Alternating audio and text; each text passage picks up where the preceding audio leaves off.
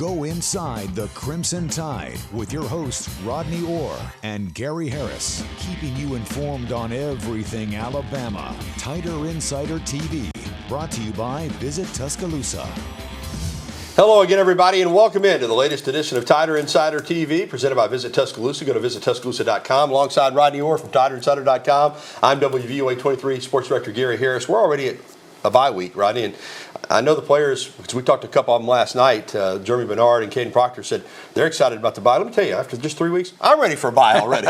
these seasons, they wear you out. But Alabama, though, goes into the bye, Rod, with a lot of momentum. You know, the terrible start a couple weeks ago at Florida State, but they beat Monroe 73-0, and then they had a Big Ten opponent inside Saban Field at Bryant-Denny Stadium on Saturday in the form of the Wisconsin Badgers, a team they beat 42-10 last year in Madison.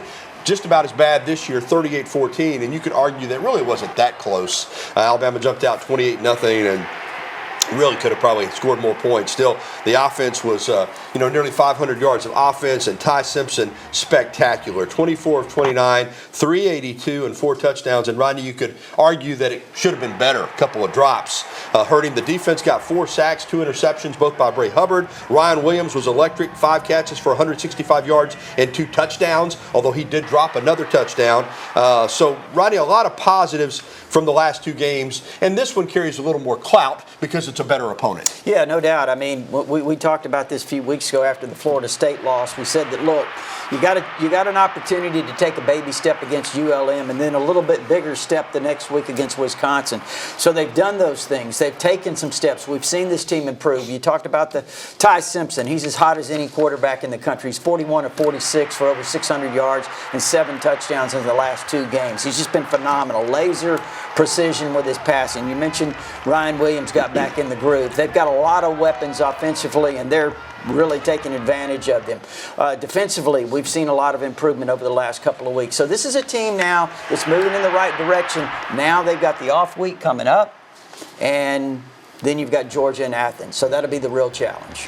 Yeah, you mentioned the defense, and, I was worried about Wisconsin backup quarterback Danny O'Neill. You remember I told you last week, I said, he kind of reminds me of Pavia and of Castellanos, but they did a good job on him. They held him to 11 of 17 for 117 yards.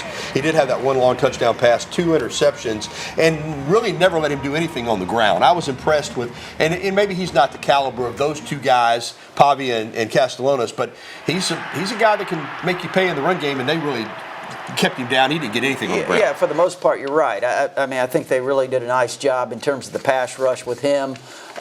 You mentioned the 4 sacks. You got L.T. Overton, you got Quay Russaw, London Simmons, the true freshman, defensive tackle, certainly made a tremendous play there with his sack. And then Jones Pierre did a fantastic job. Gary, that's number 42. I think he's going to be a guy to watch in terms of delivering that pass rush with his speed and his quickness. So all in all, I think the defense played really well against a team that the week before, O'Neill had a really big game. And let's talk about Bray Hubbard specifically, the SEC Defensive Player of the Week after having a co-defensive player of the week. Those 2 interceptions. He also was active on defense in terms of tackles and coming up in run support. He was the guy that was kind of the poster child for that opening game, whether he likes it or not. That play of him loafing across the field went viral, and it kind of summed up that game. All you can do is come back from that, and that's what he's done. He's been really good these last 2 games. Yeah, again, we talked about it last week. We said, look, we know that he'll use this as motivation, and he did. He was in the right position, made big plays, similar to things we saw him doing last year. So Alabama got turnovers, got key turnovers at the right times. When you talk about they went for it on the opening possession in their own territory on a 4th down, didn't get it. Bray comes up with the interception. And then later, when Wisconsin's driving for looks like an apparent score, he steps up and makes another key play. All right, back to Ty Simpson, Rodney. You touched on it already, but in his last 2 games, he's 41 of 46. Yep. No interceptions. And really, most of his incompletions were balls that were catchable. In both those, we didn't have an incompletion period in the game against Monroe, but a couple more catches, and it could even be better. I said on a little social media post that I did after the game on Saturday night, I can't tell you how impressed I am about this guy. You and I both said we thought he had a chance to be a pretty good player. But we didn't. I didn't expect this, I'll be honest with you. Well, I mean, it's hard to expect something like this in terms of until you see a guy perform. We talked about it all along. Said Ty has all the tools, but how's he going to respond in the game? I think Florida State There was some moments there where he was really shaky. You could see it in his eyes. We talked about that. Even said that he looked overwhelmed a few times. But the thing I liked about him, even in that game, and I said this, was he kept battling back. And then now in this ULM game and now Wisconsin, he's just been on fire. Just delivering the ball with laser-like accuracy. But not only that, Gary, it's the timing, it's the rhythm that he's in. You see him getting rid of the ball very quickly, or when he has to pull it down and run, he's done that. I haven't hardly seen Ty hold the ball too long, and that's a great sign. It really, really is. All right, let's get to coach talk. Alabama's offense, how good has it been the last 2 weeks? Well, over 1,000 total yards in the wins over ULM and Wisconsin.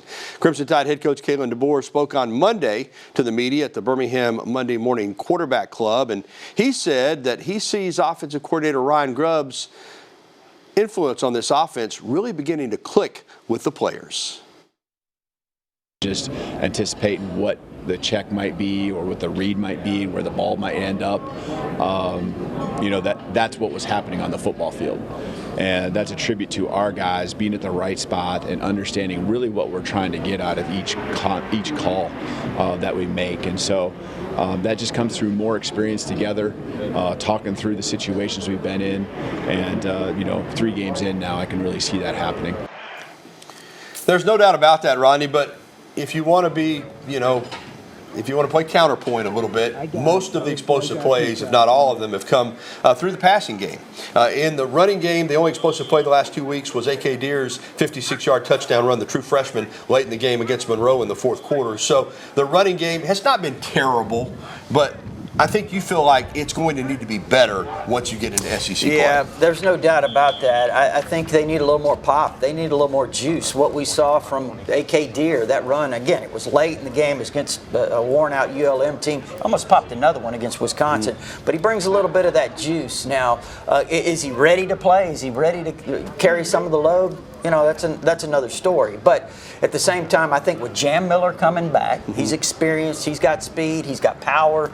He was really having a great camp before he went down. That's going to be big. And I still think the versatility of Kevin Riley's been big. We saw in those clips earlier, he made a tremendous catch, maybe the catch of the game the way he got popped and held on to the ball. So, again, I think it's a by-committee thing. It's still a by-committee thing in terms of the running game. But they have to get it going again. It's not just the running backs. Yeah. It's the offensive line. They've got to generate some holes. But with Jam Miller coming back, and they've got good backs, but there's a reason he was going to be the starter. He's the most experienced. He's proven that he can carry the load for you in the SEC. This is a big get back for Alabama. To have him back in the lineup, hopefully against Georgia, I mean, you're going to be better offensively in the run game with Jam Miller. Yeah, I mean, Jam Miller, he's played in these kind of games before, too. I mean, he's produced touchdowns in the last 2 Georgia games. Really good receiver out of the backfield. And you mentioned the experience. I think that's really key. And he does have a bit of a burst. I know just outstanding speed, but a burst on the field, he's got some of that. Yep, and like I said, I hope we get to see him a week from Saturday night in Athens against the Georgia Bulldogs. Well, still to come on Tider Insider Television, Alabama men's basketball recruiting is just a thumbs up, and it could get even better. We'll recap a big weekend of visitors, and there's more visits to come this weekend. And Crimson Tide football, as we said, is off this weekend, but coming out of the bye, it is going to be a gauntlet for the Crimson Tide, beginning with Georgia. Vanderbilt's going to be in there. I mean, this schedule is going to be very, very difficult. Rodney is going to break it down for you. And we'll get to your phone calls, emails, and tweets. As always, that phone number, 205-348-WVUA, 348-9882. We've gotten some great phone calls the last couple of weeks. Let's keep it going on the bye week. It's a great opportunity for you to call in and pick Rodney's brain about Alabama Crimson Tide football and more. We'll be back with the only show that takes you inside the Crimson Tide, Tider Insider TV. We'll return right after this.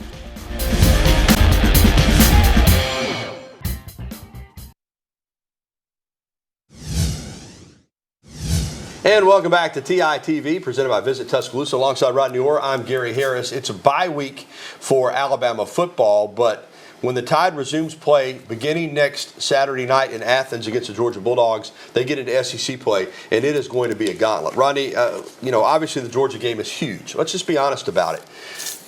Alabama's 2-1 right now. You win that game, you're 3-1, you're 1-0 in the SEC. But because you lost the Florida State game, if you drop that game to go in 2-2 and 0-1 in the conference, I'm not saying you can't get in the playoff, but you're going to be running uphill. Yeah, it's going to make it tough because you've got look at the schedule. My goodness. I mean, you've got 6 teams ranked in the top 25 that's left, Gary. You've got Georgia, you got Vanderbilt, you got Missouri on the road, you got Tennessee, you got South Carolina on the road, you got LSU, you've got Oklahoma, one of the hotter teams in the country right now, even though they're still ranked right outside the top 10. And then you've got to go to Auburn.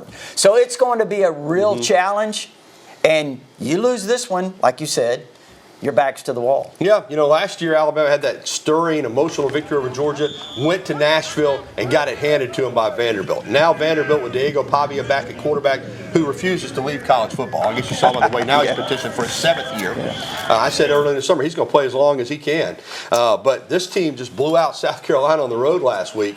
So regardless of what happens at Georgia, that's going to be a physical football game, win or lose. Then you've got to come home against this Vanderbilt team who right now, let's just be honest about it, there may not be a more confident football player in the country than that quarterback, Diego Pavia. And regardless of what happens, you win, you lose, whatever it is at Georgia, I mean, you got to come back mentally ready. You've got to put it behind. There's no 24 hours. I mean, this team doesn't have 24 hours to celebrate or to mourn a loss, whatever you want to, however you want to handle it. But it's got to be focused on the next week if you want to have an opportunity to make the playoffs, Gary, and achieve the kind of goals that I know that they have. Yeah, 3 weeks and a bye, but then after the bye, Georgia, Vanderbilt, Missouri, Tennessee, and South Carolina. 5 straight weeks of SEC games before you get your next bye, before you go to play LSU at home. Georgia on the road, Vandy at home, Missouri on the road, Tennessee at home, and on the road at South Carolina. Those 5 weeks, Rodney, even before that stretch run, what happens in those 5 games is going to dictate Alabama's season. I mean, it is. I mean, look,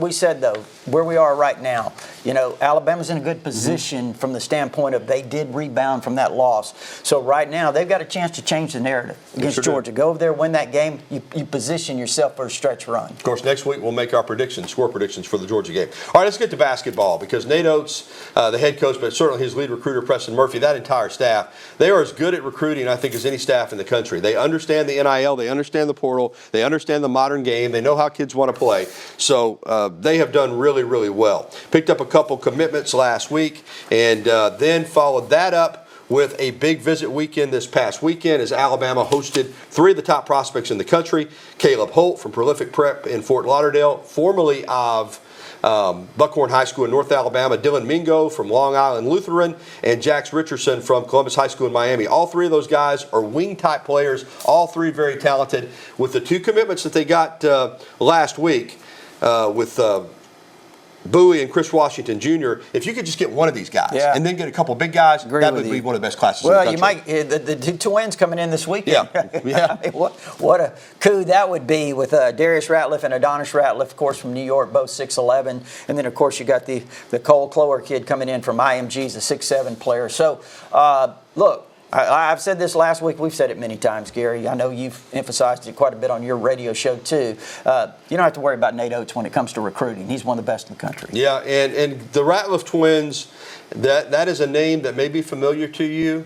Their dad, Theo Ratliff from Demopolis High School, was not heavily recruited by Alabama, but there was a connection. Benny Dees was then the head coach at Wyoming, the former assistant coach to Wimp Sanderson in Alabama. He signed Theo Ratliff, who went to Wyoming, then had a long NBA career. So both those young men, Darius and Adonis, both 6'11", out of Archbishop Stepinac High School in New York. But clearly, the connection to this area is going to be strong. Yeah. And I think, Rodney, I get the vibe that Alabama would take both of those guys, and if they got commitments from those 2 guys, that would be it for the bigs as far as in this recruiting class. That'd be all you need. Yeah, 2 6'11" twins. That would be really cool. So Bama basketball recruiting continues to just absolutely be among the best in the country. All right, still to come on TITV. See which former Bama players showed out in the NFL over the weekend. Our Bama in the NFL Week 2 segment. There's a lot of them. We can't list them all, but we'll tell you about some of the top performances. And coming up next, we'll welcome your phone calls, emails, and tweets. That phone number is always 205-348-9882. You can email us at the address on your screen, or you can actually tweet at us, and we'll be checking Twitter. I'll check it on my phone. Hashtag TITV is probably the easiest way, but you could tweet at me at Gary Harris _WVUA. We want to hear from Tider Insider Nation. We'll be right back.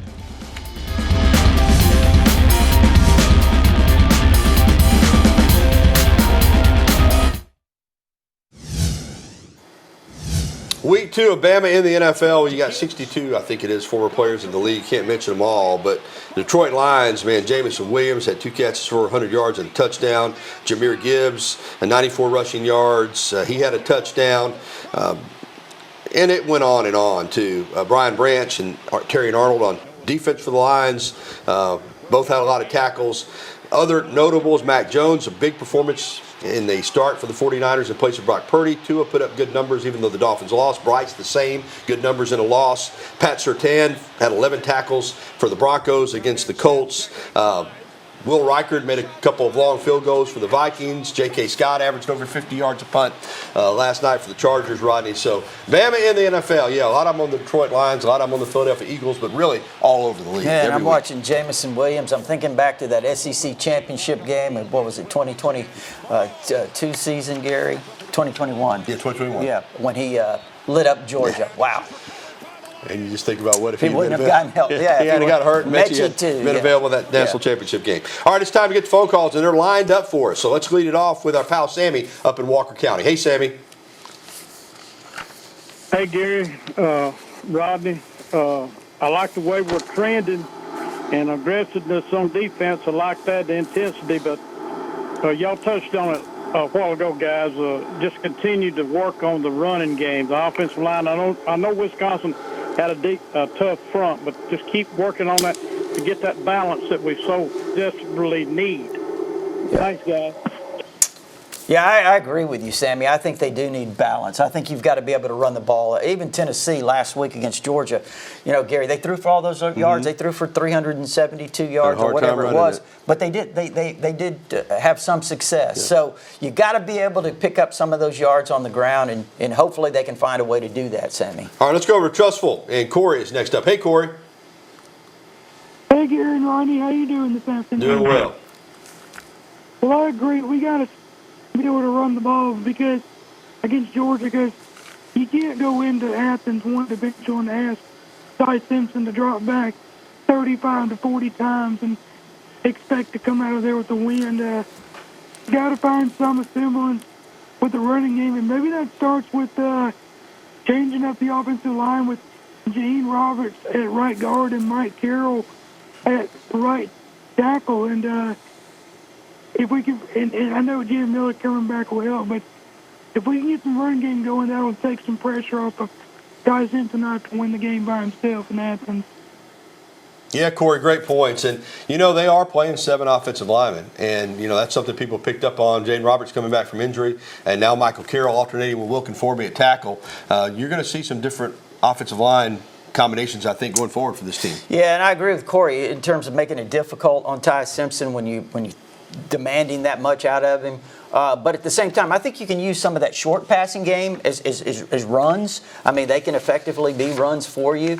So I think they're going to have some of that balance. But again, the running game, you've got to be able to get some yards against Georgia. Kirby is really tough on one-dimensional offenses. All right, Jeff in Birmingham, you hold tight. We'll get to you on the phone, and we'll get our email question of the day. Plus, Bama Soccer dropped its initial SEC contest, but bounced back with a win. They've lost last Thursday night, came back with a win on Sunday. And more of your phone calls and emails, as I said. So go ahead and give us a call, 205-348-9882. Jeff, hold tight. We'll get to you on the other side.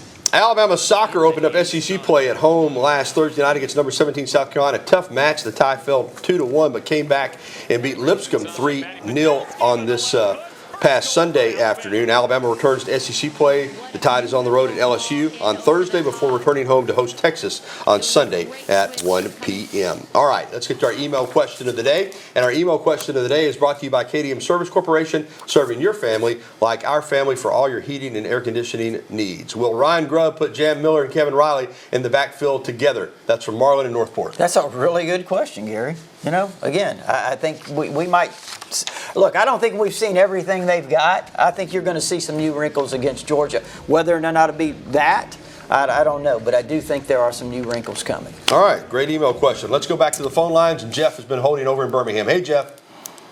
Good evening, Gary and Rodney. Gary, I hope you're feeling better, by the way. I am, thank you. And mine is more of a thought than a question, and I just wanted to get you all's opinion on it. Do you think by chance that Coach DeBoer and Coach Grubb have been holding the running game back intentionally in time to play it and unleash it for Georgia? Rodney, you hear that talk sometimes from coaches that they don't show everything. Do you think there's a chance that they've been holding back and they're going to try to unleash the running game against the Bulldogs? Well, I don't know. I'd like to say so, but that's kind of tough to do. I mean, a running game, I think it requires a groove. And, you'd certainly like to see more of it. Again, you can't argue with what they've done throwing the football the last 2 games. But I do. You remember that first drive against Florida State. You got to be able to knock people off the ball. You got to be able to line up and do that at times. And I think that's the thing that hopefully we might see some of that against Georgia. And Craig also called in and wanted to know about Iron Bowl kickoff time. It's down the road is all I know. But as soon as it's announced, we'll pass it along to you. All right. We're going to get to one more email from what I understand. We're going to do one more email. Yeah, at least in Tuscaloosa, is Jaden Roberts 100% healthy? Well, I don't know if he's 100%, but he's sure back. We do know that. I thought he played really well when he got in the game. So, again, officially is he 100%? I don't know, but he certainly looks close to it. All right. Thanks for the phone calls and the emails. Still to come on TITV, Alabama volleyball stays red hot ahead of the Crimson Classic. More on that when we come back. And also, we're going to go ahead and talk about a little bit about Georgia. We won't have predictions until next week, but it's a hot night in Tuscaloosa, but it's pretty outside. We'll be back after this.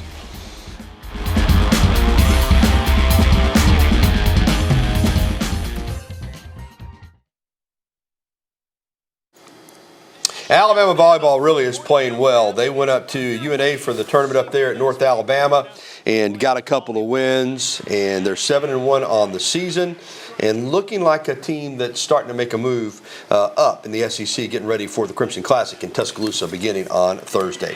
All right, that's going to do it for this edition of Tider Insider TV. Alongside Rodney Orr, I'm Gary Harris. Thanks for watching, everybody. Reminder, you can catch a replay tonight at 10:30 or find it anytime at WVUA23.com. We're going to leave you with video last night of Jeremy Bernard and Caden Proctor making an appearance at T-Mobile. The line of fans was long, but they signed for everybody. We'll be back next week. Have a good night.